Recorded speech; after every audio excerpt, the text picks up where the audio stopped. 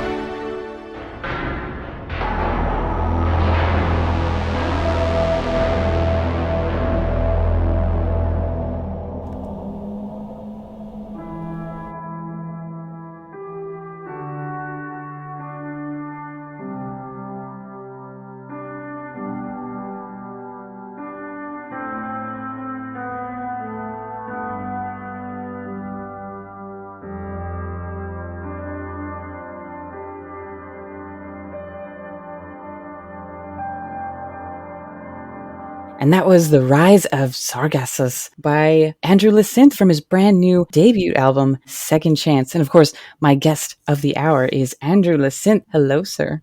Hello, Kaarin. Finally, we meet us. Yeah, how long has it been? I think the first time I heard the first version of that song was 2019, summer of 2019. Yeah, I think it was August 2019, but it's 2 years. It was 2 years ago, exactly. What version of that song was that the first version? At the end, I had about 20 versions of the songs because I went over and over on that song and added little small things and added some new bridge and a new chorus. And yeah, but at the end, it's still my first song on the album, and I think it's a bit like Synthwave. I love that. Goodness, I've heard so many versions along the way, and I just feel very fortunate to have that sort of inside look on your work, because you've also done, the live studio streams where you're working and we get to watch you. I like that. You mean that the Facebook streams where was producing, yeah. Yeah, that was fun. Goodness, so what made you decide to finally do a full album on your own, produced by yourself? I mean, this is your first. Difficult to say. I did so many things in my life, and I released nothing because back in the time, in the 80s and 90s, we didn't have that possibility with Spotify and Bandcamp and everything. So you actually had to go into a studio and have to record everything, and it was a lot of money, which we didn't have as youngster back then in the 80s, 70, 1987, 1989, and yeah, it's my MacBook, and I'm speaking on my MacBook, which I produced the whole album. Wow. It's still great. It's over 10 years old, but still working. But we want to make some advertising for Apple here. I think a lot of people use that. Yeah. I've seen a lot of people on stage with that Apple logo on their laptop. So yeah, and some guys they have some what do you call it? They cover the Apple logo with some stickers. Yeah. Oh yeah.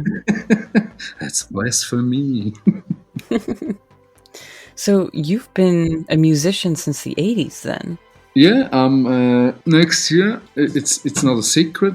I will be 50 next year in spring, you say. And I did a lot of stuff with some rock bands, cover bands. Once I was a keyboarder from a Toto cover band.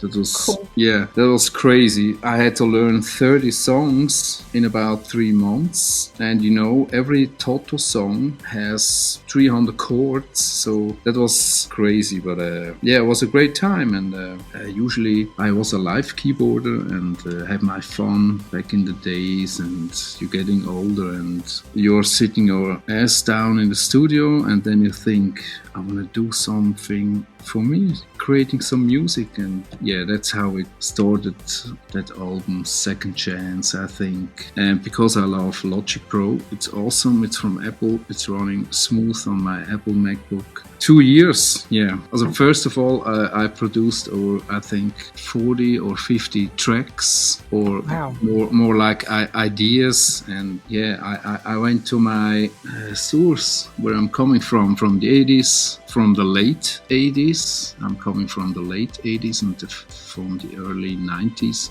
Yeah, that's it so far. Nothing magical behind it, yeah.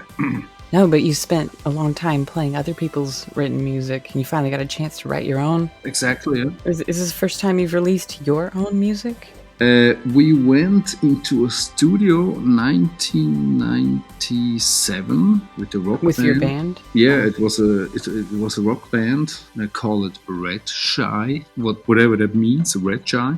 And we went into a studio here in Switzerland, and we recorded 6 tracks for about 8,000 or 10,000 bucks. It was so expensive. Wow. And at the end, the end result of that CD was so beep. I think today you have some more possibilities to record your own stuff, even with an iPad.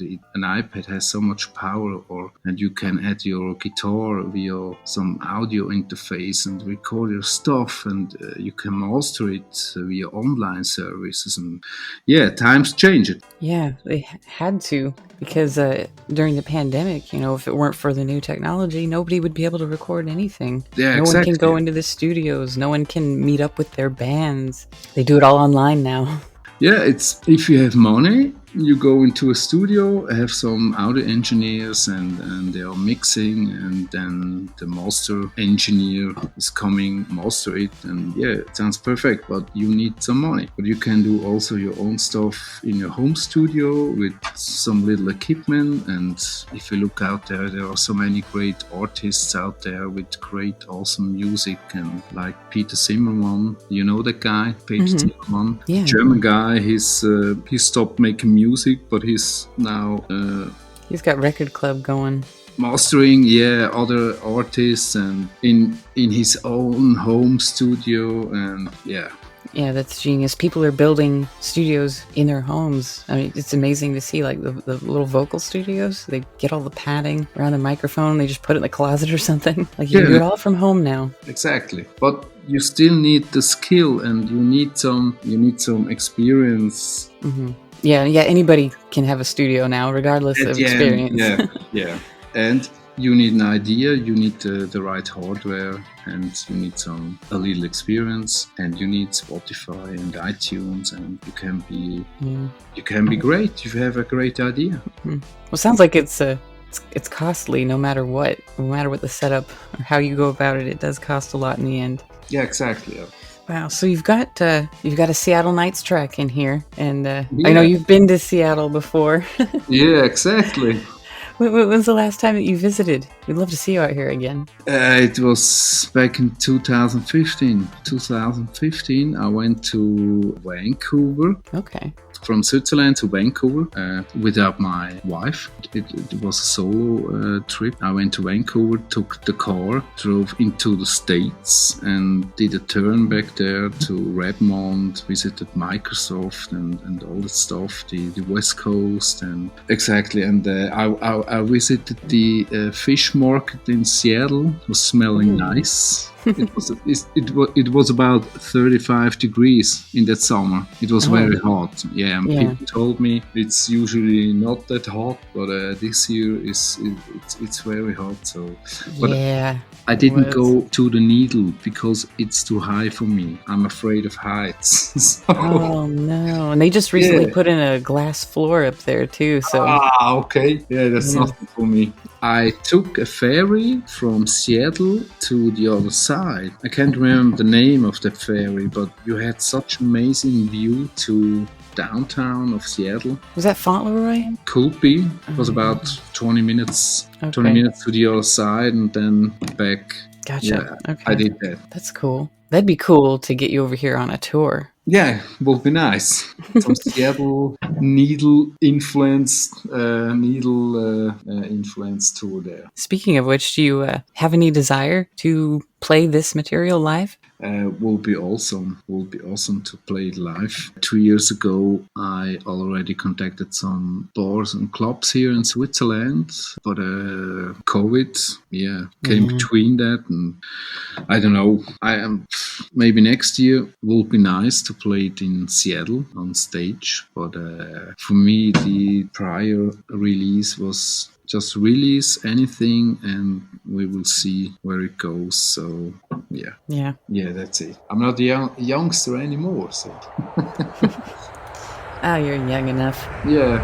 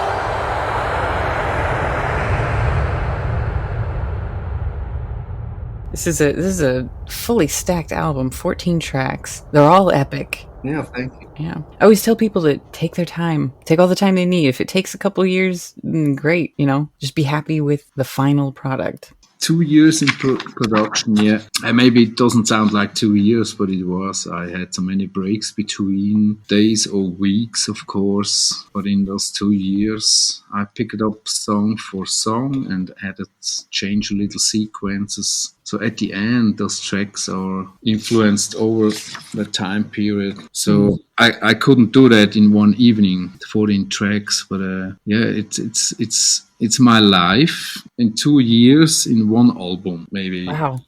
It's an easy explanation. So, and there are lots of hours in it and small little things, and I changed some reverbs there and some delays, and I mixed it again, and there was the bass drum was not loud enough, and I added some compressor and all that technical stuff at the end, and it came out awesome. I like it. It's my little baby, second chance, and I still like it, and I listen it 300 millions of times, and I still like it. Yeah.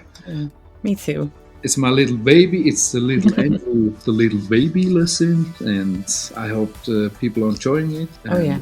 Absolutely. Yeah. It's been amazing watching this develop because you've kept me updated every step of the way. Yeah, exactly. From, when I heard the very first version of The Rise of Sargassus. Sargassus, yeah. Yeah. Was that the first version of the song that you ever made? The Rise of Sargassus was my 25th track in the beginning. I remember I had 24 another tracks, but they are in the trash now, so I think it was the first one. Wow. It was really something bigger to create and expand and add some new chorus, and yeah. So the idea was born between a weekend, and if I'm creating music, I'm just sitting down and playing some drums, adding some nice little pads. I have no idea behind of those tracks, so I'm just sitting down and jam around, and yeah, it happened, and I liked Sargassus now, but you remember I told you Sargassus wasn't my little baby in the first place, but I think it's a great track now. It's like also with the ending, the piano in the distance, playing some music and some melody. Yeah, I like that. It was the melody that stood out to me in the first version because it was just epic. And, even though it wasn't at the place you wanted as far as production, you wanted better production behind it, which is why it changed so much. Like, I could tell that's just, it's a hit. Yeah, it changed so much. That's true. So, yeah, it's the last 2 months or 4 weeks, I added so much to every song because I knew I have to release it, or otherwise I'm still producing after 5 years, 10 years, and I added so many things to every song, and I did the intros, the outros, and it all comes together. It's all inside of the package now. I gotta say, I love the artwork. The cover art? Great one. It's a great one. I hired a guy from Fiverr with 2 R's, Fiverr.com. It's a website. You can hire some artist or whatever you want. And I found a guy because I did some posts on Facebook. I need some artists, blah, blah, blah, blah. And the guy stood out because of his artworks. And I got in contact with him. I paid him some money. I gave him some guidelines. I need the Matterhorn, the Swiss one, because I'm Swiss, I'm living in Switzerland. I need a Matterhorn with a city underneath it and some guy watching the scene, maybe with the fireplace or so. And he was working his ass off, and he did a great thing. So, and he's from Azerbaijan, so it's special. And he's doing artwork since 10 years, I don't know. Wow, that's Farzad Gazimov. Exactly. Farxad, I don't know how to spell it, Gazimov from... KGM 1988? Yeah, he's KGM 1980. He's also around the 30, 50s, I don't know, 35 years. Great guy. So I did web stuff on my own, but I didn't have time to make some artwork, and so I've hired a guy, and he did a very great job, and I'm supporting him in every post I do. Yeah, That's great. Yeah, it came out beautiful. yeah, it's great. It's in Matterhorn. I don't know, how do you say Matterhorn in Seattle? Matterhorn. Very American A, Matterhorn. Doesn't matter. Yeah, it doesn't matter, the horn. Because we have a Disneyland ride, Yeah. the Matterhorn, Oh, with the okay. Yeti. A Have the small Yetis one. inside. Okay. Little one, and it's got a roller coaster, and that's what we call it, the Matterhorn. Yeah, and probably I don't live near the Matterhorn. I don't live near the Swiss Alps here, but hello? You don't have a view? Oh, You don't have a view of the Matterhorn from your no, your home? I don't have a view. But for me, I wanted something special. Switzerland is like chocolate, clocks, and the Matterhorn. And the neutral zone. And Lessons, yeah. No, and I knew the Matterhorn is world famous. Most people know it, and most people are thinking, Switzerland is Sweden. No, we are not Sweden. Sweden is a different part of Europe, etc. But yeah, I don't know. That idea was in me within 5 minutes, and I wanted some mountain over there, and the Matterhorn was the perfect candidate. And I hope you see, it's a Swiss Matterhorn. That guy is probably a Swiss guy. I don't know. Maybe. If they recognize that mountain. I think so. I think so too. It's very unique shape. Yeah, it's crazy, yeah. And it's over 4,000 meters high. I don't know the exact. Have you climbed it? No, not really. If you climb that mountain, then you are one of pro. So you need some experience to climb that. Right. It's not an easy part to do it. So No, it's very vertical. yeah, it's very dangerous. People are dying every year because they fall out of a cliff, and I don't know. Oh, goodness. But yeah, better eat fondue and raclette and enjoy your freaking weekend. Don't step on high mountains.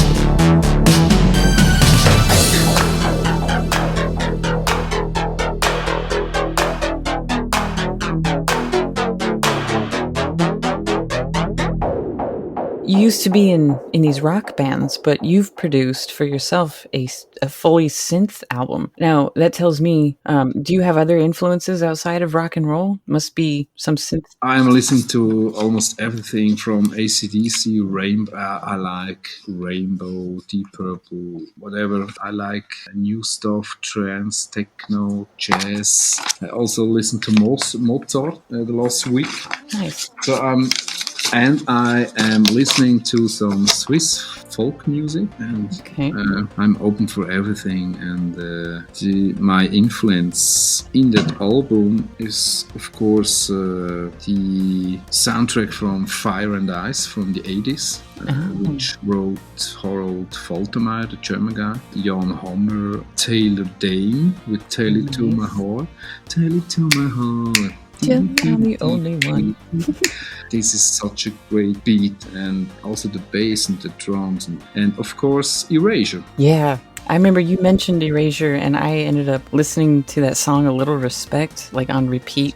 In my teenage years, Erasure was that thing, of course, with Andy Bell and Vince Clarke, and one song in the album, The Season's End, was very influenced by Marilyn. I don't know if you know that band, Marilyn, one of the best prog rock band ever, with Fish as the singer. Nice. It's very cool. Yeah, and I love AC/DC. If I start AC/DC parties on, so yeah, I'm very open to music. I'm listening to reggae and everything, but music has to. Maybe it's because music has to reflect something from something. It has to be emotional, you know. I also love techno, trance, especially trance.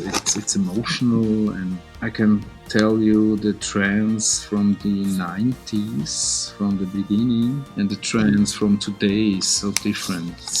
But I'm listening to everything, so. Nice.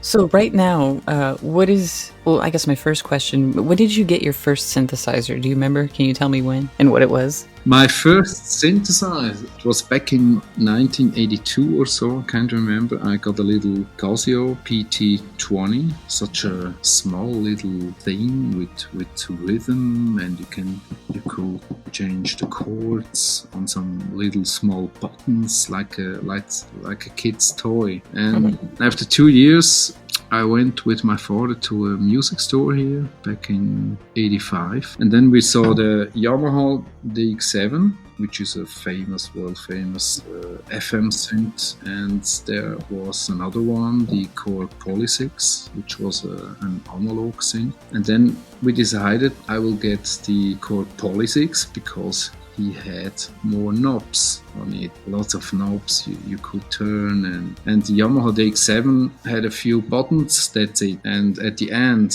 I was glad, because the DX7 is the pain in the beep to program any sounds. So it was the first FM synthesizer, and I got the very cool old Korg Poly6 back then, a real analog synth. I've sold it later to some DJ from Zurich, I can't remember. And yeah, it all started with the Korg Poly6. Nice. And I still own Korg. The album was played on a Korg Kronos 2, the newest workstation from Korg.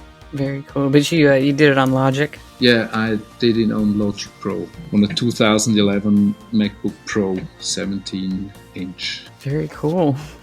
That's quite a change from what you used to use. Yeah, back in the days, if you had an analog synthesizer, there were no MIDI around. MIDI was created in 1985, exactly that year, from Dave Smith and other people, and there was some upgrades to upgrade my Korg Poly6 with some MIDI interface, and I didn't do that. Yeah, before the 1985, it's like hand played, handwritten, or there was some function CV, which was like a trigger not MIDI notes, but it was triggering the beats together. But yeah, because Jean-Michel Jarre, Jean-Michel Jarre was, of course, one of my influences as a kid. And this guy worked without MIDI. He worked with that.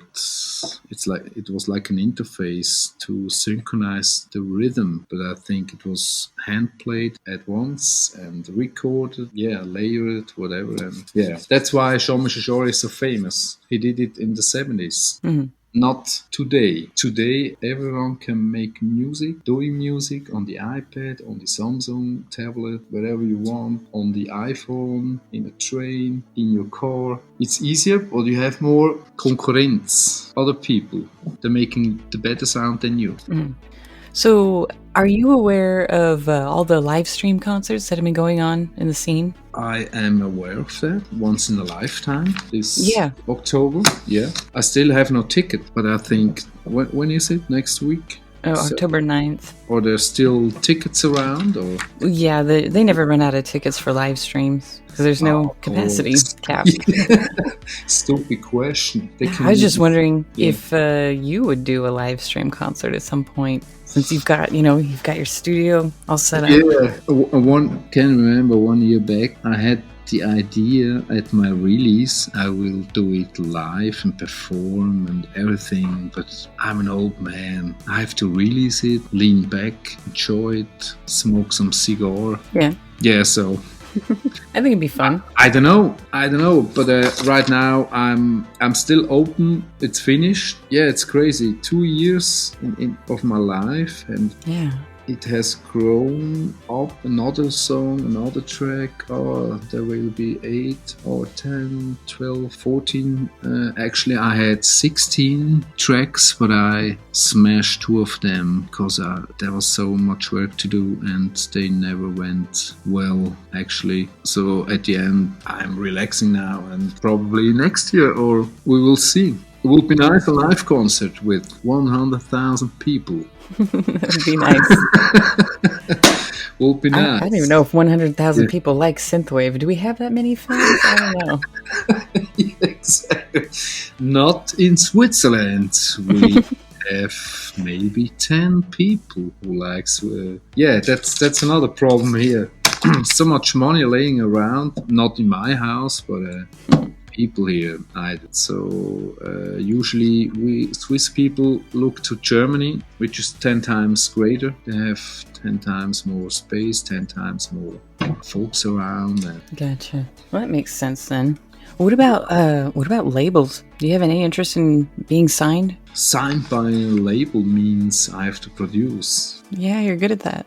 And right now, I don't know, my future plans, or right now, I'm still in the process to release it, iTunes, Spotify, all that stuff, all that digital platforms via Jet Records. And next week they will put it out. And then I have 1, 2, 3 weeks. And I don't know, maybe I will start tomorrow a new track and we'll start produce again. And right now, I think a 14-track album will never happen again.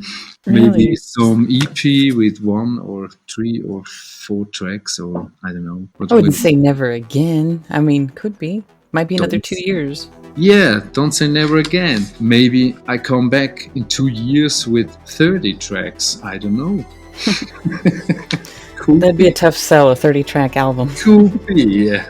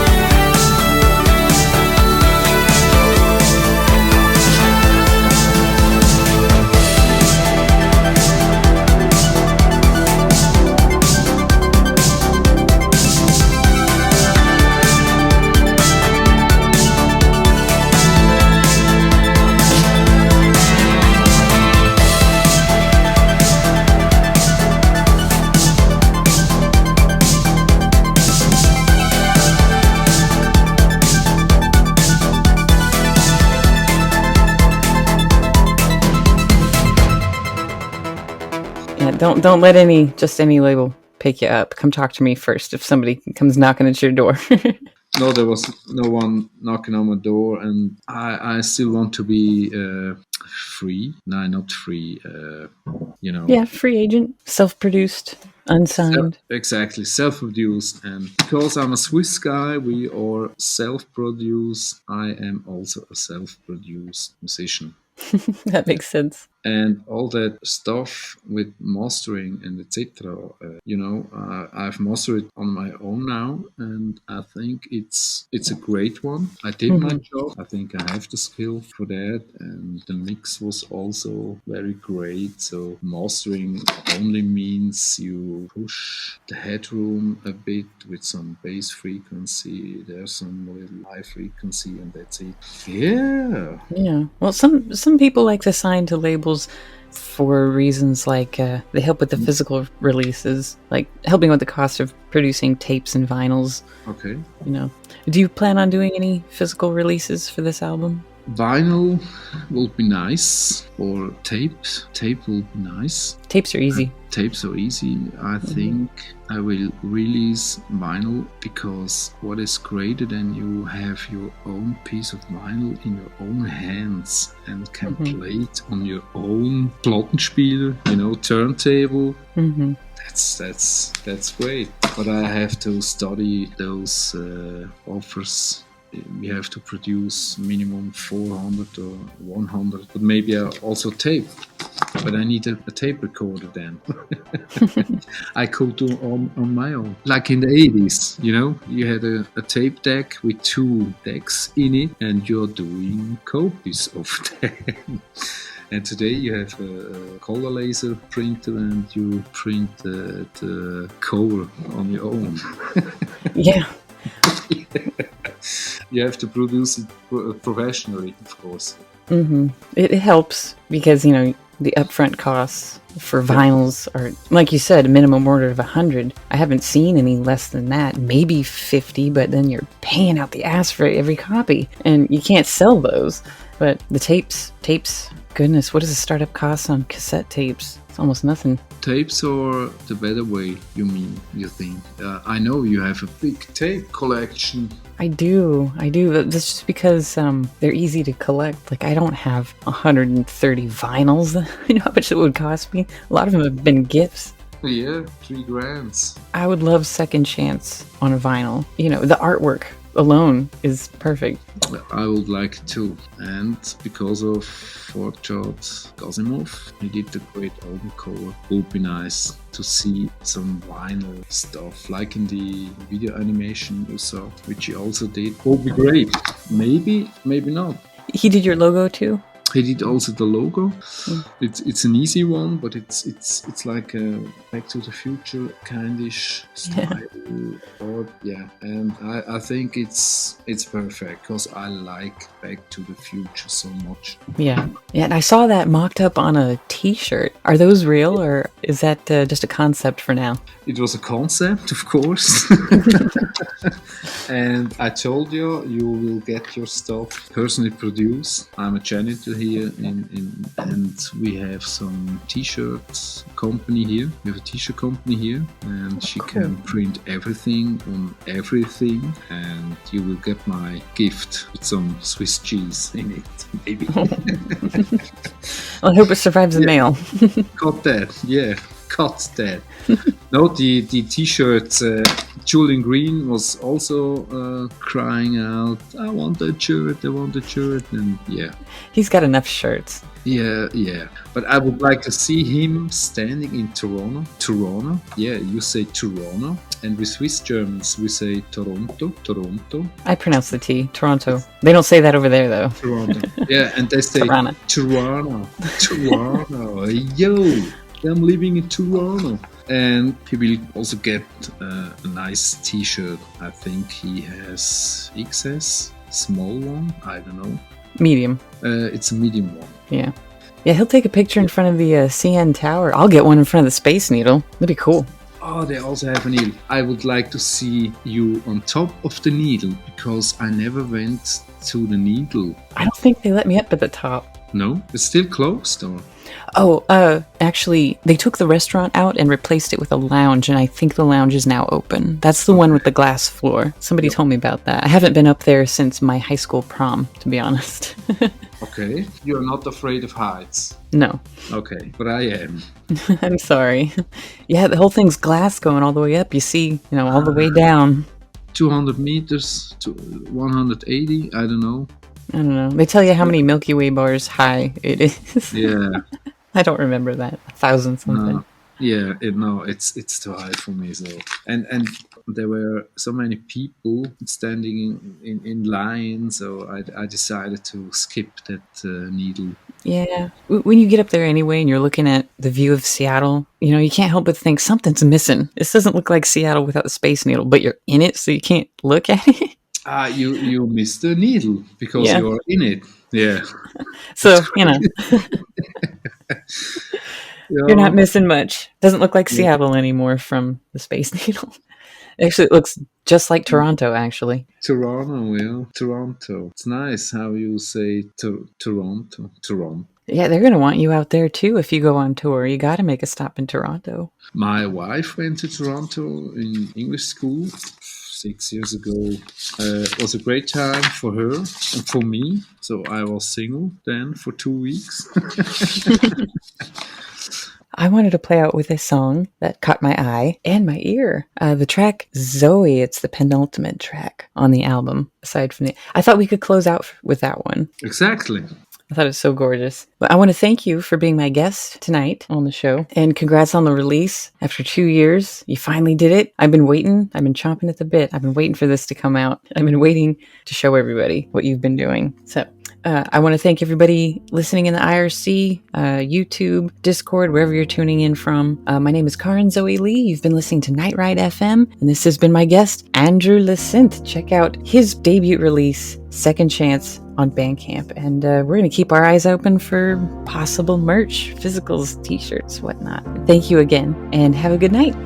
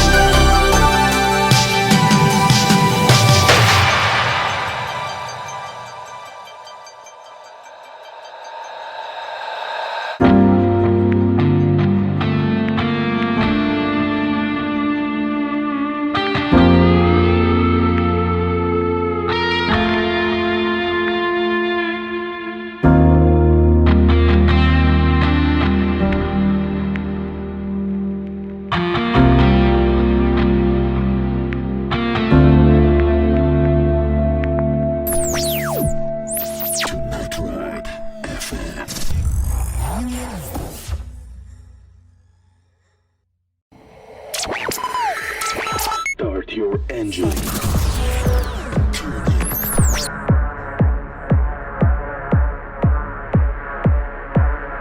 Fight.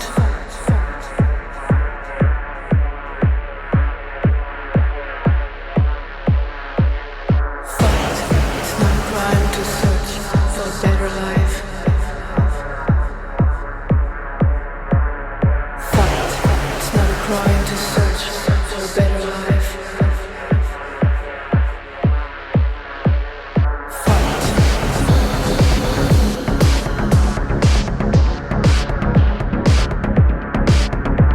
Don't run.